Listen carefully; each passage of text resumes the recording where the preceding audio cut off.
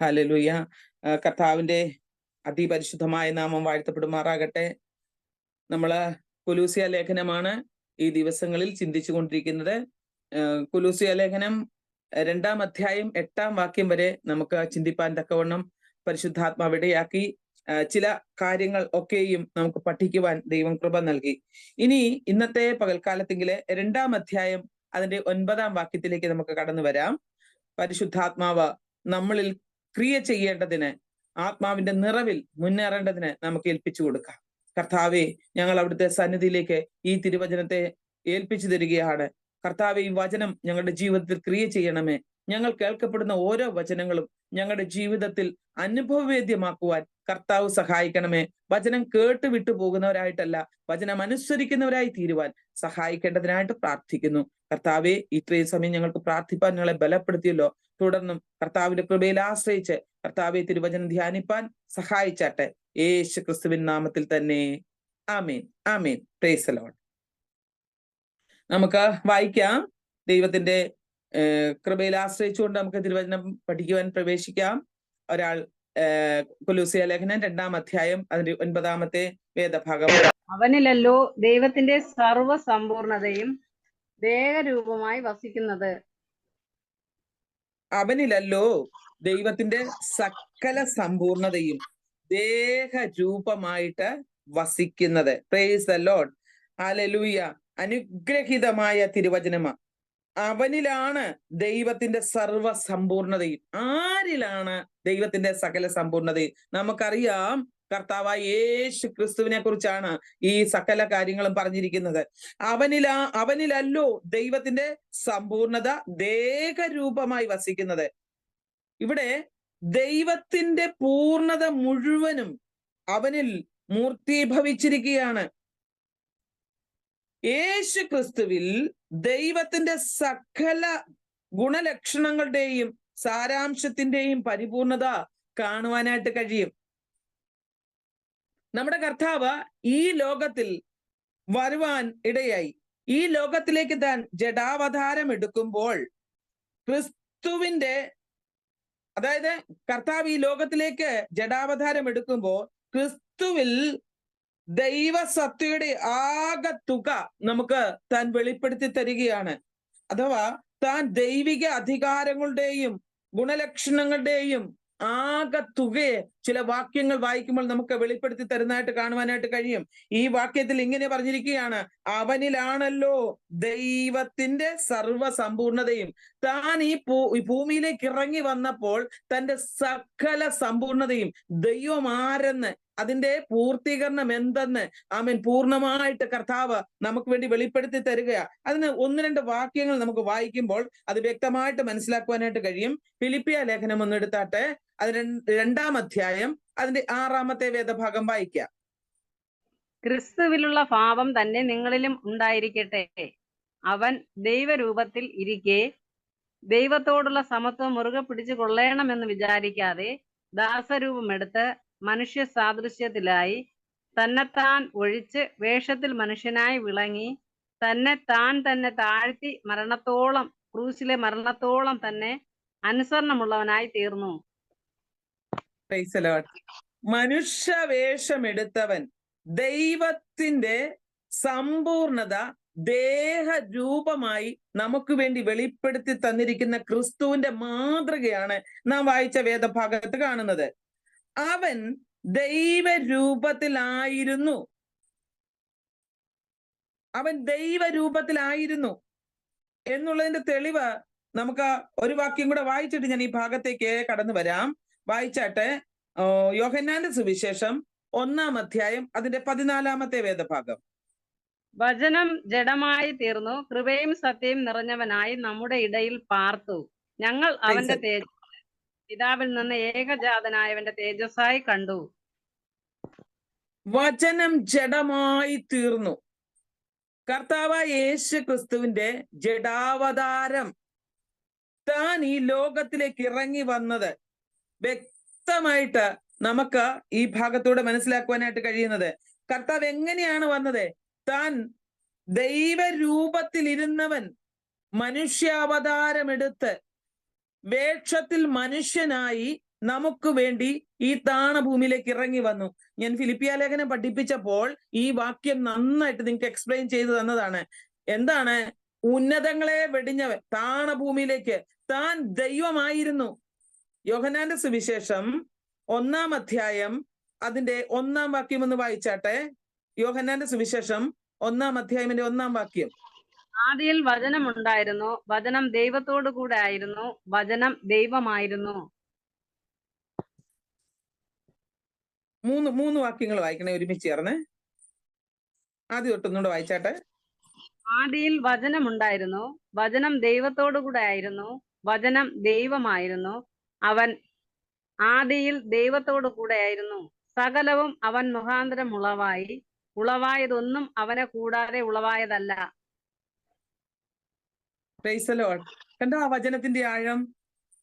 നിത്യമായ വചനം, സ്വർഗത്തിലിരുന്നവൻ, എന്നേക്കും സ്ഥിരമായിരിക്കുന്നവൻ. Price the Lord. ഇവിടെ കർത്താവായ യേശു ക്രിസ്തുവിനെ കുറിച്ച് പറഞ്ഞിരിക്കുന്നു. ഹല്ലേലൂയ. അവൻ ആദിയിൽ തന്നെ ഉണ്ടായിരുന്നു. അതാണ് പറയുന്നത്, ആദിയിൽ വചനം ഉണ്ടായിരുന്നു. ആ വചനം ദൈവത്തോട് കൂടെ ആയിരുന്നു. കർത്താവ് സ്വർഗത്തിലായിരുന്നു. ഹല്ലേലൂയ.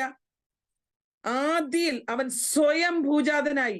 ആരും ദൈവത്തെ സൃഷ്ടിച്ചതല്ല. നമ്മൾ ഇന്ന് ആരാധിക്കാൻ ഉണ്ടാക്കുന്ന മനുഷ്യ ദൈവങ്ങളെ പോലെയുള്ളവനല്ല, മറിച്ച് നമ്മുടെ സൃഷ്ടികർത്താവ് അവൻ ആദിയിൽ നമുക്ക് വേണ്ടി, അവൻ ആൽഫയും ഒമേഗയുമായിരുന്നു. നമുക്ക് വേണ്ടി താൻ ആദിയിൽ തന്നെ ഉണ്ടായിരുന്നു. അവൻ ഹല്ലേലൂയ എന്ത് ചെയ്തു? ജഡമായി തീർന്നു. അപ്പം ആദിയിൽ അവൻ ജഡമായി തീരുന്നതിന് മുൻപേ ആദിയിൽ അവൻ ദൈവത്തോട് കൂടെ ആയിരുന്നു. അതാണ് നാം ഫിലിപ്പിയ ലേഖനത്തിൽ വായിച്ചത്. Price the Lord. അവൻ ദൈവ രൂപത്തിൽ ആയിരുന്നു. എന്നിട്ടും ദൈവത്തോടുള്ള സമത്വം മുറുകെ പിടിക്കണം എന്ന് ചിന്തിക്കാതെ, പ്രൈസ് ദി ലോർഡ്, ഹല്ലേലൂയ, ദൈവത്തോടുള്ള സമത്വം, താൻ സ്വയം ദൈവമാണ്. ഞാൻ എന്തിനീ താണഭൂമിയിലേക്ക് ഇറങ്ങി വരണം? ഞാൻ എന്തിനാണ് ഈ പാപകരമായ നാശകരമായ ലോകത്തേക്ക് ഇറങ്ങി വരേണ്ടത്? എന്തിനു വേണ്ടിയാണ് ഞാൻ ഇത്രയും കഷ്ടം സഹിക്കേണ്ടത്? ഇതൊന്നും താൻ ചിന്തിക്കാതെ തന്റെ വലിമത്വം താത്തുവെച്ചിട്ട്, തന്റെ ദൈവത്വം താത്തുവെക്കുകയല്ല, താൻ സ്വയം ദൈവമായിട്ട് ദൈവത്വത്തോടു കൂടി ഹല്ലേലൂയ ഈ ഭൂമിയിലേക്ക് മനുഷ്യവേഷധാരിയായി ഇവിടെ നമുക്ക് വേണ്ടി താൻ ഇറങ്ങി വരികയാണ് ചെയ്തത്. അതുകൊണ്ടാണ് വചനത്തിൽ പറഞ്ഞിരിക്കുന്നത്, അവൻ ദൈവ സ്വരൂപത്തിലായിരുന്നു. എന്നാൽ ദൈവത്തോട് സമത്വം മുറുകെ പിടിക്കാതെ പിതാവായ ദൈവം അവനോട് പറഞ്ഞു, ഈ ഭൂമിയിലേക്ക് നീ കടന്നു ചെന്ന് മാനവരാശിക്ക് വേണ്ടി നിന്റെ ജീവൻ ബലിയർപ്പണം ചെയ്യണമെന്ന് പറഞ്ഞപ്പോൾ താൻ എന്തിനു വരണമെന്ന്, താൻ സ്വയം ദൈവമാണെന്ന് അവൻ അവിടെ ശഠിക്കാതെ തന്റെ പിതാവിനെ അനുസരിക്കുവാൻ മനസ്സ് വെച്ചു. ഇതാണ് നമ്മുടെ കർത്താവിന്റെ വിനയം. നമ്മളാണെങ്കിൽ എന്ത് ചെയ്യും? ഹല്ലേലൂയ. ഞാന് പലപ്പോഴും ചിന്തിക്കും, ഒരു കൂട്ടായ്മയിൽ നമ്മളെ വചനം ശുശ്രൂഷിപ്പാൻ വിളിച്ചാൽ, അല്ലെ ഒരു പ്രേയറിന് വേണ്ടി വിളിച്ചു കഴിഞ്ഞാൽ എന്താ പറയുന്നത്? എത്ര പേരുണ്ട് അവിടെ? എത്ര പേരുണ്ട്? ആളിന്റെ എണ്ണം കൂടുതലുണ്ടെങ്കിൽ ഞാൻ വരാം. വലിയ സംഖ്യയിലേക്ക് ഇറങ്ങി വരും. വലിയൊരു കൂട്ടമാണ് ആൾക്കാർ പ്രതീക്ഷിക്കുന്നത്. ചെറിയ ഗ്രൂപ്പിലൊന്നും പോകാൻ ആർക്കും ഇഷ്ടമില്ല. എന്നെ കേൾക്കുന്ന ദൈവം ഇതിലെ കർത്താവിന്റെ വചനം പറയുന്നത്, ചെറിയ കൂട്ടമേ ഭയപ്പെടേണ്ട എന്നാ. എന്റെ കർത്താവ് പറഞ്ഞത് എന്താണെന്നറിയാമോ? 2-3 പേർ കൂടി വരുന്നിടത്ത് ഞാൻ എഴുന്നള്ളി വരാമെന്ന. എന്റെ കർത്താവ് രാജാതിരാജാവും ഹല്ലേലൂയ കർത്താതി കർത്താവുമാ. എന്റെ കർത്താവിന് വലിയ ഗമയൊന്നുമില്ല. അവന്റെ നാമത്തിൽ 2 പേർ കൂടി വന്നാൽ, 3 പേർ കൂടി വന്നാൽ, ഹല്ലേലൂയ, അവൻ നമുക്ക് നമ്മുടെ നടുവിലേക്ക് ആഗതനാകും. അതാണ് എന്റെ കർത്താവ്. വാക്ക് പറഞ്ഞാൽ മാറാത്തവനാ. എന്നാൽ ഒരു മീറ്റിങ്ങിന് ആരെങ്കിലും വിളിച്ചു കഴിഞ്ഞാൽ, പ്രൈസ് ദി ലോർഡ്, എത്ര പേരുണ്ടെന്ന് ചോദിച്ച് ഇന്ന് ആള് കുറവാണെന്ന് പറഞ്ഞു കഴിഞ്ഞാൽ പറയും, അടുത്ത മീറ്റിങ്ങിന് ഞാൻ വരാം. Praise the Lord. ആമേൻ. ഇവിടെയാണ് മനുഷ്യനും ദൈവവുമായിട്ടുള്ള വ്യത്യാസം. എന്റെ കർത്താവിന്റെ ഹല്ലേലൂയ അവന്റേതായ മാതൃക. ദൈവമക്കളെ, നമ്മുടെ ജീവിതത്തിൽ ഈ മാതൃക നാം ഏറ്റെടുക്കേണ്ടവരാണ്. പലപ്പോഴും ക്രിസ്തു നമുക്ക് കാണിച്ചു തന്ന മാതൃക നാം പ്രസംഗിക്കുവാൻ മുൻപിലാണ്. എന്നാൽ ഈ മാതൃക അനുധാവനം ചെയ്യുവാൻ നാം പലപ്പോഴും മനസ്സ് വെക്കുന്നില്ല. ഹല്ലേലൂയ. ഇത് ദൈവാത്മാവ് ഇന്ന് പകലിൽ നമ്മോട് ആമേൻ ഈ വചനത്തിലൂടെ ഇടപെടുമ്പോൾ യേശു ക്രിസ്തുവിനുണ്ടായിരുന്ന അതേ മനോഭാവം നാം ഏറ്റെടുക്കുവാൻ ദൈവത്തിന്റെ പരിശുദ്ധാത്മാവ് ഇന്ന് പകൽ വേളയെങ്കിൽ ഹല്ലേലൂയ നമ്മോട് ബുദ്ധി ഉപദേശിക്കുകയാണ്. അവൻ എന്ത് ചെയ്തു? ദൈവരൂപത്തിലിരിക്കെ എന്ത് ചെയ്തു? ദൈവത്തോടുള്ള സമത്വം മുറുകെ പിടിക്കണം എന്ന് ചിന്തിക്കാതെ, അല്പം ചിന്തിച്ചിരുന്നെങ്കിൽ പോയേനെ, അധികം ഒന്നും ചിന്തിച്ചില്ല. പിതാവ് പറഞ്ഞ വാക്കിനെ അനുസരിച്ചു. ഞാൻ ചിന്തിക്കുന്നു, ഏദൻ പൂങ്കാവനത്തിൽ ആദ്യം ദൈവം ആദാമിനെ സൃഷ്ടിച്ചു. തന്നോടുകൂടി സംസാരിക്കേണ്ടതിന് താൻ ഇറങ്ങി വരുമായിരുന്നു. തനിക്ക് കൂട്ടായിട്ട് തന്റെ ഭാര്യയിൽ നിന്നൊരു ഹവ്വായെ സൃഷ്ടിച്ചു. അവരോടുകൂടി സമയം ചിലവഴിക്കേണ്ടതിന് കർത്താവ് അവിടെ ഇറങ്ങി വരുമായിരുന്നു. ഹല്ലേലൂയ. എന്റെ ദൈവത്തിന് ആമേൻ 2 or 3 പേർ കൂടി വന്നാൽ വരാമെന്ന് പറഞ്ഞതിന്റെ തെളിവാണത്. അവൻ വലിയ കൂട്ടത്തിൽ മാത്രമല്ല ദൈവമക്കളെ, എന്റെ കർത്താവ് ചെറിയതിലും ആമേൻ എണ്ണത്തിൽ ഹല്ലേലൂയ ആളുകൾ കുറവുണ്ടെങ്കിലും അവൻ വസിക്കുവാൻ യോഗ്യമായ ഇടമാണ് എങ്കിൽ എന്റെ കർത്താവ് അവിടെ ഇറങ്ങി വരും. അതുകൊണ്ട് തീർച്ചയായിട്ടും ഇന്ന് പകൽവേള നമ്മുടെ വചനദീപ്തി പ്രയർ ഫെലോഷിപ്പിൽ ഈ കർത്താവിന്റെ സാന്നിധ്യമുണ്ട്. നമ്മൾ പ്രാർത്ഥിക്കുന്ന വിഷയങ്ങൾക്ക് മറുപടി ഉണ്ട്. ഈ ആമേൻ തിരുവചനം പഠിക്കുമ്പോഴും ഈ തിരുവചനം കേൾക്കുമ്പോഴും നമ്മുടെ ജീവിതത്തിൽ അതിന് മാറ്റം ഭവിക്കുവാൻ തക്കവണ്ണം ദൈവത്തിന്റെ പരിശുദ്ധാത്മാവ് പ്രവർത്തിച്ചു കൊണ്ടിരിക്കുകയാണ്. അതുകൊണ്ട് അവൻ എന്ത് ചെയ്തു? ദൈവത്തോടുള്ള സമത്വം മുറുകെ പിടിക്കാതെ ഹല്ലേലൂയ താൻ സ്വയം നമുക്ക് വേണ്ടി ഇറങ്ങി വന്നു. അതിന്റെ 7-ാം വാക്യത്തിൽ എന്റെ ആമേൻ വെർഷനിൽ ഇങ്ങനെയാണ് എഴുതിയിരിക്കുന്നത്, അവൻ സ്വയം ശൂന്യമാക്കി ദാസരൂപം സ്വീകരിച്ച് മനുഷ്യ സാദൃശ്യത്തിലായി. Price the Lord. സ്വയം ദൈവമായിരുന്നു. സ്വർഗത്തെ കുറിച്ച് ചിന്തിച്ചു കഴിഞ്ഞാൽ അല്ലേ, നമ്മൾ പറയും വെളിപ്പാട് പുസ്തകത്തിലേക്ക് കടന്നു ചെന്ന് കഴിഞ്ഞാൽ അവിടെ തങ്ക തെരുവീഥിയാണ്. അവിടെ 12 മാസവും 12 തരം ഫലം പുറപ്പെടുവിക്കുന്ന വൃക്ഷമുണ്ട്. സൂര്യന്റെ ആവശ്യമില്ല, അവിടെ ചന്ദ്രന്റെ ആവശ്യമില്ല, അവിടെ യാതൊരു വിധത്തിലും ആമേൻ പ്രയാസങ്ങളില്ല, രോഗമില്ല, ദുഃഖമില്ല, ദുരിതമില്ല, പ്രതികൂലങ്ങളില്ല, പ്രശ്നങ്ങളില്ല. എപ്പോഴും സന്തോഷത്തോടെ ദൈവത്തെ ആരാധിച്ചു കൊണ്ടിരിക്കുന്ന അവസ്ഥയെങ്കിൽ എന്നെ കേൾക്കുന്ന ദൈവ പൈതലേ, അത്രമാത്രം വലിയ അവസ്ഥയിൽ നിന്ന് താണഭൂമിയിലേക്ക് ഇറങ്ങി വരുവാൻ എന്നെയും നിങ്ങളെയും ഓർത്തുകൊണ്ട് എന്റെ ദൈവത്തിന് കരുണ തോന്നിയെങ്കിൽ ആമേൻ തന്റെ പിതാവിന്റെ വാക്കിനെ അനുസരിക്കുവാൻ പുത്രന് മനസ്സ് തോന്നി. അതുകൊണ്ടാണ് അപ്പോസ്തലൻ പറയുന്നത്, അവനിലല്ലോ ദൈവത്തിന്റെ സമ്പൂർണത ഹല്ലേലൂയ ദേഹരൂപമായി വസിക്കുന്നത്. അവൻ ദേഹരൂപമായി മനുഷ്യനായി മനുഷ്യരൂപത്തിൽ തന്നെത്താൻ അവൻ നമുക്ക് വേണ്ടി ഇറങ്ങി വന്നു. 8-ാം വാക്യം പറയുന്നു, മനുഷ്യരൂപത്തിൽ തന്നെത്താൻ താഴ്ത്തി മരണത്തോളം, പ്രൈസ് ദി ലോർഡ്, ക്രൂശിലെ മരണത്തോളം തന്നെ അനുസരണമുള്ളവനായി തീർന്നു. Price the Lord. താൻ ഈ ലോകത്തിലേക്ക് ഇറങ്ങി വന്നതിന്റെ ലക്ഷ്യം എന്താണ്? മാനവരാശിക്ക് വേണ്ടി തന്റെ ജീവനെ മറുവിലയായി കൊടുക്കുക. ആമേൻ സാത്താന്റെ അടിമയിൽ നിന്ന് തന്റെ ജനത്തെ ഉദ്ധരിച്ച് ആമേൻ കൊണ്ടുവരിക എന്നുള്ളതാണ്. ആകയാൽ തന്റെ ജീവൻ ഈ ലോകത്ത് ആമേൻ സമർപ്പിക്കപ്പെടും വരെയും താൻ എന്ത് ചെയ്തു? ഈ കാൽവറിയിലെ മരണത്തോളം വീണും എഴുന്നേറ്റും ആമേൻ ക്രൂശ് ചുമന്ന് ഗോൽഗോഥയോളം എത്തും വരെയും താൻ യാതൊരു വിധത്തിലും തന്റെ പിതാവിന്റെ വാക്കിനെ താൻ ലംഘിച്ചില്ല. ഹല്ലേലൂയ. പലപ്പോഴും ഗത്സമനയിൽ തന്റെ വിയർപ്പ് തുള്ളിയ രക്തത്തുള്ളി പോലെ ഒഴുകുമ്പോഴും പിതാവേ കഴിയുമെങ്കിൽ ഈ പാനപാത്രമെങ്കിൽ നിന്ന് നീക്കണമേ, താൻ പ്രാർത്ഥിക്കുക മാത്രമാ ചെയ്തത്. തന്റെ ഉള്ളിന്റെ ആഗ്രഹം പിതാവിനോട് അറിയിച്ചെങ്കിലും താൻ പറയുന്ന ഭാഗം ഇങ്ങനെയുണ്ട്, എങ്കിലും എന്റെ ഇഷ്ടമല്ല അങ്ങയുടെ ഇഷ്ടം ഭവിക്കട്ടെ. നമ്മുടെ പ്രാർത്ഥന ഇങ്ങനെയാണോ ദൈവമക്കളെ? ഇന്ന് പകൽക്കാലം പ്രൈസ് ദി ലോർഡ് ദൈവത്തിന്റെ പരിശുദ്ധാത്മാവ് പറയുകയാണ്, അവൻ ദേഹരൂപമായി നമുക്ക് വേണ്ടി ഇറങ്ങി വന്നിരിക്കുമ്പോൾ, അവന്റെ അനുസരണം നമുക്ക് വേണ്ടി അവൻ വെളിപ്പെടുത്തിയിരിക്കുമ്പോൾ സ്വയം അവൻ ശൂന്യനാകുകയാണ്.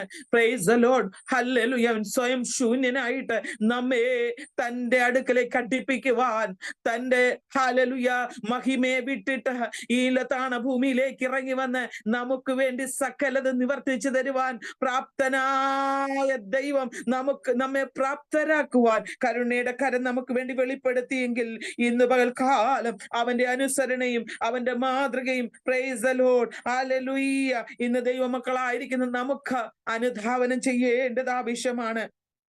അതുകൊണ്ട് എന്താ സംഭവിച്ചത്? 9-ാം വാക്യത്തിൽ പറയുകയാണ്, അതുകൊണ്ട് ദൈവവും അവനെ ഏറ്റവും അധികം ഉയർത്തി സകല നാമത്തിലും ശ്രേഷ്ഠമായ നാമം നൽകി. Praise the Lord, hallelujah.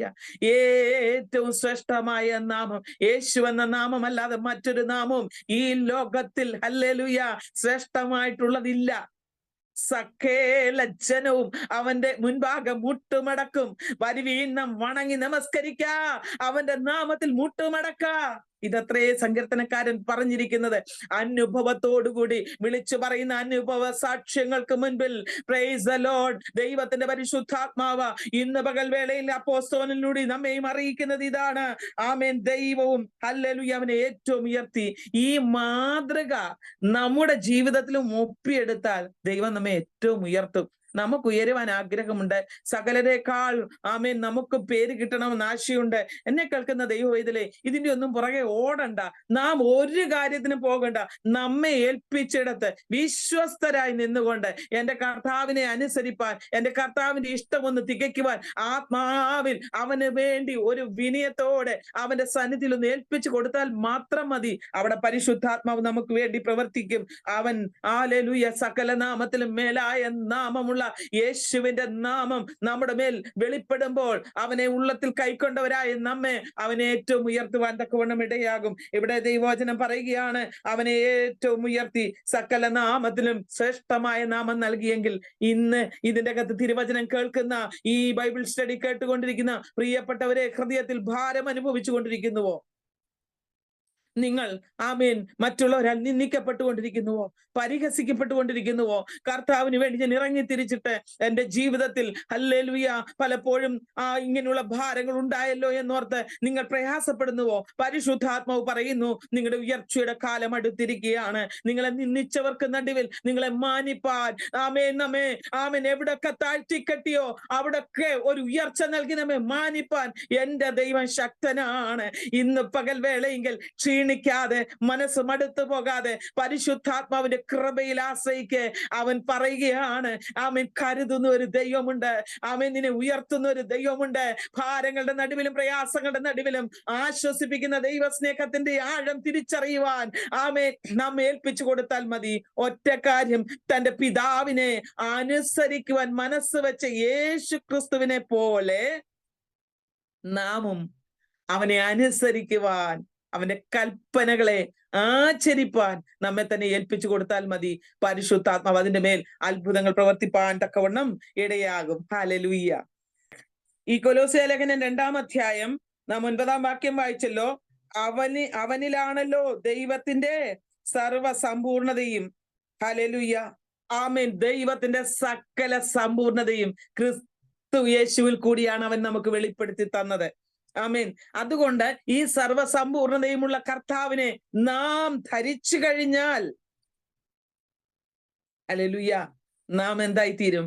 അവനെ പോലെ ആയിത്തീരും. യോഹന്നാന്റെ സുവിശേഷം 1-ാം അധ്യായം അതിന്റെ 14-ാമത്തെ വേദഭാഗം ഒരാളൊന്ന് വായിച്ചാട്ടെ. വചനം ജഡമായി തീർന്നു, കൃപയും സത്യവും നിറഞ്ഞവനായി നമ്മുടെ ഇടയിൽ പാർത്തു. ഞങ്ങൾ അവന്റെ തേജസ് പിതാവിൽ നിന്ന് ഏകജാതനായവന്റെ തേജസ്സായി കണ്ടു. മതി. വചനം ജഡമായി തീർന്നു. വചനം ജഡമായി തീർന്നു, കൃപയും സത്യവും നിറഞ്ഞവനായി നമ്മുടെ ഇടയിൽ പാർത്തു. Price the Lord. ഞാൻ ഈ ഭാഗം വായിക്കുമ്പോൾ ഒത്തിരി സന്തോഷിക്കും. കാരണം ഈ നാശകരമായ ലോകത്തെ, പാപം നിറഞ്ഞ ലോകത്തെ, ആമേൻ, നമ്മുടെ കർത്താവ് ജഡമായി, ജഡധാരിയായി, ഇന്ന് മനുഷ്യവേഷം എടുത്തിട്ട് നമ്മുടെ ഇടയിൽ പാർത്തു. Price the Lord. നമുക്ക് വിശുദ്ധിയോടെ ജീവിക്കുവാൻ കഴിയും എന്നുള്ളതിന്റെ തെളിവ് കൂടി കർത്താവ്, അവൻ പൂർണ്ണ ദൈവമായിരുന്നുവെങ്കിലും പൂർണ്ണ മനുഷ്യനുമായിരുന്നു. പൂർണ്ണ മനുഷ്യനായി വേഷത്തിൽ നമുക്ക് വേണ്ടി, ഹല്ലേലൂയ, അവൻ വിളങ്ങി. നമുക്ക് വേണ്ടി അവൻ ഈ ലോകത്തിൽ 33.5 തിരുവയസ്സ് വരെ ജീവിച്ചു. അതുകൊണ്ട് ഇവിടെ പറയുക, അവൻ ജഡമായി തീർന്നു, കൃപയും സത്യവും നിറഞ്ഞവനായി നമ്മുടെ ഇടയിൽ പാർത്തു. ഞങ്ങൾ അവന്റെ തേജസ് പിതാവിൽ നിന്ന് ഏകജാതനായവന്റെ തേജസ്സായി കണ്ടു. അപ്പൊ പിതാവിന്റെ തേജസ് ആരിൽ കൂടിയാണ് കണ്ടത്? യേശു ക്രിസ്തുവിൽ കൂടി. യേശു ക്രിസ്തുവിൽ കൂടി. അതാണ് ഇവിടെ അപ്പോസ്തലനായ പൗലോസ് ഈ 9-ാം വാക്യത്തിൽ പറഞ്ഞിരിക്കുന്നത്. അവനിലാണല്ലോ ദൈവത്തിന്റെ സർവസമ്പൂർണതയും. ഹല്ലേലൂയ. ദൈവമാരെന്ന് സ്വയം വെളിപ്പെടുത്തുവാൻ യേശു കർത്താവ് നമുക്ക് വേണ്ടി ഇറങ്ങി വന്നു. മാത്രമല്ല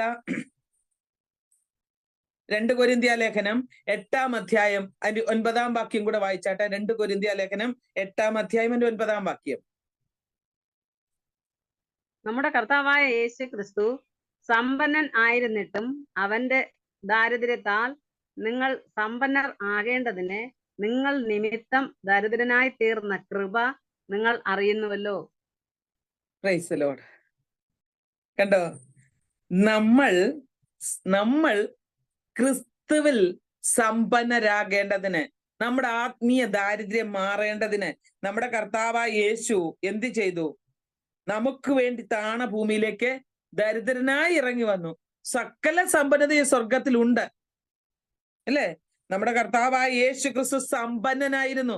ഞാനിവിടെ ആത്മീയമായും ഭൗതികമായും ഏത് നിലകളിൽ ഈ സമ്പന്നതകളെ ചിന്തിച്ചാലും സ്വർഗത്തിലെല്ലാം ഉണ്ട്. അവിടെ പട്ടിണിയില്ല, വിശപ്പില്ല, ദാഹമില്ല, അല്ലേ? രാവിലെ ഉച്ചയ്ക്ക് വൈകിട്ടും എന്തുണ്ടാക്കും? ചോറ് വെച്ച് കറി എന്താ വെക്കേണ്ടത്? അവിടെ ചിന്തയൊന്നുമില്ല. അവിടെ ഒരു ദാരിദ്ര്യവുമില്ല. സൂര്യന്റെ ആവശ്യമില്ല, ചന്ദ്രന്റെ ആവശ്യമില്ല. നമ്മുടെ കർത്താവ് അവിടെ എല്ലാമായിട്ടുണ്ട്. അവൻ വെളിച്ചമാ. അവൻ ലോകത്തിലേക്ക് വന്നപ്പോൾ പറഞ്ഞു, ഞാൻ ലോകത്തിന്റെ വെളിച്ചമാകുന്നു. Price the Lord. അവൻ ലോകത്തിൽ വന്നപ്പോഴും താൻ തന്നെ, പ്രൈസ് ദി ലോർഡ്, നമുക്ക് വേണ്ടി എല്ലാമായി തീർന്നു. കർത്താവ് ആമേൻ സകലത്തിലും നമുക്ക് വേണ്ടി തന്റെ സമ്പന്നത വിട്ട്, പിതാവിനോട് സമത്വം മുറുകെ പിടിക്കാതെ, ഒരു മത്സര ബുദ്ധിയോടെ ജീവിക്കാതെ നമുക്ക് വേണ്ടി താണഭൂമിയിലേക്ക് ഇറങ്ങി വന്നു. അവന്റെ ദാരിദ്ര്യത്താൽ നിങ്ങൾ സമ്പന്നരാകേണ്ടതിന്, സമ്പന്നനായിട്ടും താണഭൂമിയിലേക്ക് ഇറങ്ങി വന്ന് ആമേൻ ഒരു ദരിദ്രനെ പോലെ ജീവിച്ച്, നമുക്കറിയാം ജനിച്ചിട്ട് ആമേൻ യേശു കർത്താവിന് പ്രസവിക്കുവാൻ ഒരിടമില്ലായിരുന്നു. മറിയ യോസഫ് ദമ്പതികൾ അവനെ ശിശു ജനിച്ചിട്ട് വഴിയമ്പലത്തിൽ ആമേൻ കിടത്തുവാൻ ഇടയില്ലായികയാൽ, അവിടെ അവർക്ക് സ്ഥലം കിട്ടായികയാൽ ഒരു പശുത്തൊട്ടിയിൽ കിടത്തിയെന്നാണ് വായിക്കുന്നത്. ലോകത്തെ സൃഷ്ടിച്ചുണ്ടാക്കിയവൻ, സർവസമ്പന്നനായ പിതാവ് നമുക്ക് വേണ്ടി താണഭൂമിയിലേക്ക് ഇറങ്ങി വന്ന്, ഈ ഭൂമിയിൽ സർവസമ്പന്നനായവൻ മഹാദരിദ്രനായി എനിക്ക് നിങ്ങൾക്കും വേണ്ടി ആമേൻ ഇറങ്ങി വന്നുവെങ്കിൽ, ദൈവമക്കളെ, നമ്മെ സമ്പന്നരാക്കേണ്ടതിനാണ് നമ്മുടെ കർത്താവ് ദരിദ്രനായത്. അവനൊരു കാലിത്തൊഴുത്തിൽ ഹല്ലേലൂയ അവനെ എടുത്തു കിടത്തി എന്നാണ് വചനത്തിൽ നമ്മൾ വായിക്കുന്നത്. ആമേൻ. മൂരും കുന്തിരിക്കവും പൊന്നുമൊക്കെ ആയിട്ട് വിദ്വാൻമാർ കടന്നു വന്ന് അവനെ നമസ്കരിക്കേണ്ടതിന് രാജാവ് പിറന്നു. അവൻ രാജാവാണ്. അവനെ നമസ്കരിക്കേണ്ടതിന് കടന്നു വന്നു. ദൈവമക്കളെ, രാജാധിരാജാവായവൻ, സർവസമ്പന്നനായിരുന്നവൻ എനിക്ക് നിങ്ങൾക്കും വേണ്ടി ഈ താണഭൂമിയിലേക്ക് ഇറങ്ങി വന്നത് നാം മറന്നു പോകാതെ, നമ്മുടെ ദരിദ്രാവസ്ഥയിൽ നമ്മെ ഉദ്ധരിക്കുവാൻ അവൻ കരുണ കാണിച്ചുവെങ്കിൽ, ദൈവത്തിന്റെ പരിശുദ്ധാത്മാവ് പറയുകയാണ്, നമ്മുടെ ജീവിതം ദൈവത്തിന്റെ കൃപയിൽ ആശ്രയിച്ചായിരിക്കണം. പലപ്പോഴും ദൈവത്തോടുള്ള സാരാംശം നാം മുറുകെ പിടിക്കുവാൻ നാം ബാധ്യസ്ഥരാണ്. അപ്പോൾ അതെങ്ങനെ നമുക്ക് സാധിക്കും? പുത്രൻ മുഖാന്തരം, യേശു ക്രിസ്തു മുഖാന്തരം മാത്രമേ നമുക്കത് സാധിക്കുകയുള്ളൂ. നമ്മുടെ കർത്താവ് തന്റെ മനുഷ്യ അവതാരത്തിലും ഈ ലോകത്തിൽ തന്റെ ഐഹിക ജീവിതത്തിലും ഹല്ലേലൂയ നമുക്ക് വേണ്ടി പൂർണ്ണത താൻ വെളിപ്പെടുത്തി. ഇന്ന് നമ്മുടെ കർത്താവ് തേജസ്കരിക്കപ്പെട്ട മനുഷ്യ ശരീരത്തിൽ അല്ല, അവൻ സ്വർഗത്തിലേക്ക് കരകയറിപ്പോയി. ഹല്ലേലൂയ. ഇവിടെ മനുഷ്യവേഷധാരിയായി ജീവിച്ചെങ്കിൽ സ്വർഗത്തിലേക്ക് താൻ നമുക്ക് വേണ്ടി കരകയറിപ്പോയി. ആമേൻ. അവൻ പൂർണ്ണതയുള്ളവനായി നമുക്ക് വേണ്ടി വസിച്ചു കൊണ്ടിരിക്കുകയാണ്. അതുകൊണ്ട് നമുക്ക് വേണ്ടി പിതാവിന്റെ വലത്ത് ഭാഗത്ത് മധ്യസ്ഥത അണച്ചുകൊണ്ട് പുത്രനിരിക്കുകയാണ്. കേൾക്കുന്ന ദൈവവൈതലേ, നമ്മുടെ ജീവിതത്തിൽ ഈ ദിവസങ്ങളിൽ നാം ഈ സത്യം മനസ്സിലാക്കണം. അന്ന് കൊലോസ്യ വിശ്വാസികളെ ഇതിൽ നിന്ന് തെറ്റിക്കുവാൻ നോസ്റ്റിക് മതക്കാരും, ആമേൻ, കഴിഞ്ഞ ദിവസം ഞാൻ പറഞ്ഞല്ലോ, ഒത്തിരി കാരണങ്ങളാൽ അവരെ തെറ്റിച്ച് കളയുവാൻ ഇടയുണ്ട് എന്ന് അപ്പോസ്തലൻ അവരോട് പറഞ്ഞതുകൊണ്ടാണ് വചനം പറഞ്ഞ തത്വജ്ഞാനവും വ്യർത്ഥമായ വഞ്ചനയും കൊണ്ട് ആരും നിങ്ങളെ കവർന്നു കളയാതിരിക്കുവാൻ സൂക്ഷിച്ചു കൊള്ളണം. നിങ്ങളെ വഴിതെറ്റിക്കുന്ന ഉപദേശങ്ങൾ വരും. എന്നെ കേൾക്കുന്ന ദൈവമക്കളെ, വഴിതെറ്റിക്കുന്ന ഉപദേശങ്ങളുമായി ശത്രു കടന്നു വരുമ്പോൾ നാം ചിന്തിക്കണം, നാം ഇന്ന് പകൽക്കാലം സേവിക്കുന്ന ദൈവം ക്രിസ്തുവിന്റെ ആമേൻ അതേ ജന്മം നമുക്ക് വേണ്ടി, ക്രിസ്തു ഇറങ്ങി വന്ന് നമുക്ക് വേണ്ടി, അവൻ മനുഷ്യ ശരീരത്തിൽ നമുക്ക് വേണ്ടി ഇറങ്ങി വന്നത് നമ്മുടെ പാപത്തിന് വേണ്ടി, നമ്മുടെ രോഗത്തിന് വേണ്ടി ആയിരിക്കുന്നു എങ്കിൽ നമ്മുടെ പാപങ്ങളെ വഹിച്ചു കാൽവറി ക്രൂശിൽ നമുക്ക് വേണ്ടി പരമയാഗമായി തീർന്നവൻ ഇന്ന് 3-ാം നാൾ മരണത്തിൽ നിന്ന് ഉയർത്തെഴുന്നേറ്റ് പിതാവിന്റെ വലത്ത് ഭാഗത്ത് നമുക്ക് വേണ്ടി മധ്യസ്ഥത അണച്ചുകൊണ്ടിരിക്കുമ്പോൾ ദൈവമക്കളെ, നാം ഈ ദിവസങ്ങളിൽ തെറ്റിപ്പോകാൻ ഇടയാക്കരുത്. ദുരുപദേഷ്ടാക്കന്മാരോട് ഹല്ലേലൂയ പൗലോസ് വ്യക്തമായി ഇതിലൂടെയാണ്, ഈ വാക്യങ്ങളിൽ കൂടിയാണ് താൻ വചനത്തിനും ആമേൻ അവരുടെ ദുരുപദേശത്തിന് വ്യക്തമായ മറുപടികൾ നൽകുന്നത്. അതുകൊണ്ട് ഇന്ന് പകൽക്കാലം നാം എന്ത് ചെയ്യണം? നമ്മുടെ ജീവിതത്തിൽ പലപ്പോഴും ഈ ദോഷം നിറഞ്ഞതായ ലോകത്ത്, കഷ്ടത നിറഞ്ഞതായ ലോകത്ത് ക്ഷീണിച്ചു പോകാതെ ആമീൻ നമുക്ക് മുന്നേറുവാൻ ഏൽപ്പിച്ചു കൊടുക്കണം. ആ യേശു ക്രിസ്തുവിലല്ലോ ആമേൻ സർവസമ്പൂർണതയും വസിക്കുന്നത്. ആമേൻ ആമേൻ അവിടെ പറഞ്ഞിരിക്കുന്നതാണ്, അവനിലല്ലോ ദൈവത്തിന്റെ സർവസമ്പൂർണതയും ഹല്ലേലൂയ ശരീര രൂപമായി വസിക്കുന്നത്. അപ്പൊ വസിക്കുക എന്നുള്ളത് പറഞ്ഞാൽ താൽക്കാലികമായിട്ടല്ല, സ്ഥിരമായിട്ട് വസിക്കുക എന്നുള്ളതാണ് അവിടെ ഉദ്ദേശിക്കുന്നത്. നമ്മള് ഇവിടെ പഠിക്കുമ്പോൾ ഈ ക്രിസ്തുവിന്റെ ഒരു പൂർണ്ണത നമുക്ക് ഈ കർത്താവിന്റെ സ്നാന സമയത്ത് കാണുവാനായിട്ട് കഴിയുന്നുണ്ട്. പരിശുദ്ധാത്മാവ് അവന്റെ മേൽ വന്നിട്ട്, ഇവൻ എന്റെ പ്രിയപുത്രൻ, ഇവനിൽ ഞാൻ പ്രസാദിച്ചിരിക്കുന്നു എന്ന് സ്വർഗത്തിൽ നിന്നൊരു ശബ്ദം കേൾക്കുവാൻ തക്കവണ്ണം ഇടയായി. അപ്പൊ പ്രിയപുത്രനാണെന്ന്, ഹല്ലേലൂയ, അവൻ ദൈവമാണെന്ന് സ്വർഗത്തിൽ നിന്നാണ് ശബ്ദം കേട്ടത്. അതുകൊണ്ട് ദൈവമക്കളെ, ഇന്ന് പകൽക്കാലം അവൻ നമുക്ക് വേണ്ടി ഈ ലോകത്തിലേക്ക് ഇറങ്ങി വന്നുവെങ്കിൽ അവനിൽ നാം വസിക്കണം, അവനിൽ നാം വസിക്കണം. അവൻ നമ്മിൽ വസിക്കുന്നുണ്ട്. അപ്പോസ്തലനായ പൗലോസ് ആമേൻ ഇവിടെ 1-ാം അധ്യായം അതിന്റെ 19-ാമത്തെ വാക്യത്തിലൂടെ ഇങ്ങനെ പറയുന്നുണ്ട്. കൊലോസ്യ ലേഖനം 1:19 അവനിൽ സർവസമ്പൂർണതയും വസിക്കുവാൻ പിതാവിന് പ്രസാദം തോന്നി. താൻ ആരാണെന്നൊന്ന് വെളിപ്പെടുത്തി, താൻ ഉന്നതങ്ങളെ വെടിഞ്ഞ് താണഭൂമിയിലേക്ക് പിതാവിനോട് സമത്വം മുറുകെ പിടിക്കാതെ ഇറങ്ങി വന്നെങ്കിൽ താൻ ആരാണെന്ന് വെളിപ്പെടുത്തുവാൻ പിതാവിന് ആമേൻ കരുണ തോന്നി. ഹല്ലേലൂയ. അതുകൊണ്ട് ദൈവത്തിന്റെ അവതാരമായ മനുഷ്യപുത്രനായ ദൈവപുത്രനിൽ ദൈവത്തിന്റെ എല്ലാ ഗുണലക്ഷണങ്ങളും സ്ഥിരമായിട്ട് വസിക്കുകയാണ്. 6-ാം വാക്യം നാം വായിക്കുമ്പോൾ അത് വ്യക്തമായിട്ട് നമുക്ക് കാണുവാൻ കഴിയും. ആ സുവിശേഷം സർവ്വലോകത്തിലും എന്ന പോലെ നിങ്ങളുടെ അടുക്കലും എത്തി, നിങ്ങൾ ദൈവകൃപ സത്യത്തിൽ കേട്ടറിഞ്ഞ ദിവസം മുതൽ നിങ്ങളുടെ ഇടയിൽ എന്ന പോലെ സർവ്വലോകത്തിലും ഫലം കായ്ച്ചു വളർന്നും കൊണ്ടിരിക്കുന്നു. Price the Lord. ഹല്ലേലൂയ. കർത്താവായ യേശു ക്രിസ്തു, ഹല്ലേലൂയ, ഈ പദം നാം നോക്കുമ്പോൾ പൗലോസെ യേശു മനുഷ്യപുത്രനായി അവതരിക്കുന്നതിന് മുൻപേ ദൈവപുത്രനായിരുന്നുവെന്ന് താൻ വെളിപ്പെടുത്തുന്നുണ്ട്. പൗലോസ് പറയുകയാണ്, ഒരിക്കൽ മർത്യമായിരുന്നതും ഇപ്പോൾ തേജസ്കരിക്കപ്പെട്ടിരിക്കുന്നതുമായ ക്രിസ്തുവിൽ ദൈവത്തിന്റെ പൂർണ്ണത വസിക്കുകയാണ്. Praise the Lord. ഹല്ലേലൂയ. 1:19 അതുകൊണ്ടാണ് പറഞ്ഞിരിക്കുന്നത്, അവനിൽ സർവസമ്പൂർണതയും വസിക്കുവാൻ.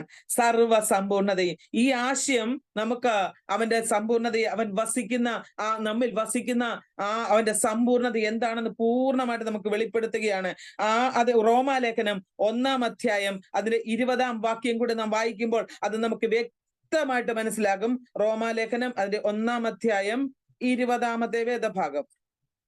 എൻ്റെ അത് എഴുതിയിരിക്കുന്നത് ഇങ്ങനെയാണ്, അവന്റെ നിത്യശക്തിയും ദിവ്യത്വവുമായ അവന്റെ അദൃശ്യ സ്വഭാവങ്ങൾ ലോക ആരംഭം മുതൽ അവന്റെ സൃഷ്ടികളിലൂടെ വ്യക്തമായി കണ്ട് മനസ്സിലാക്കുവാൻ കഴിഞ്ഞിട്ടുണ്ട്.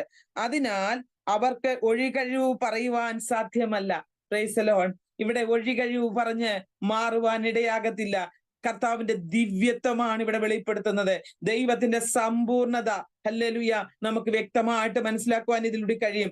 കേവലം ദിവ്യമായിട്ടുള്ള ഗുണലക്ഷണങ്ങൾ ക്രിസ്തുവിൽ വെളിപ്പെടുന്നു എന്നുള്ളത് മാത്രമല്ല, ഇവിടെ കാണുന്ന ദൈവത്തിന്റെ സമ്പൂർണത നമുക്ക് പൂർണ്ണമായിട്ട് മനസ്സിലാക്കുവാനായിട്ട് കഴിയും. കേവലം ദൈവത്തിന്റെ ദിവ്യമായ ഗുണലക്ഷണങ്ങൾ ക്രിസ്തുവിലൂടെ വെളിപ്പെടുത്തുന്നു എന്നല്ല, ഒഴിച്ചുകൂടാൻ പാടില്ലാത്തതും വ്യക്തിത്വമായ ദൈവത്വം ക്രിസ്തുവിൽ സ്ഥിരമായി വസിക്കുന്നു എന്നാണ് അപ്പോസ്തലൻ പറയുന്നത്.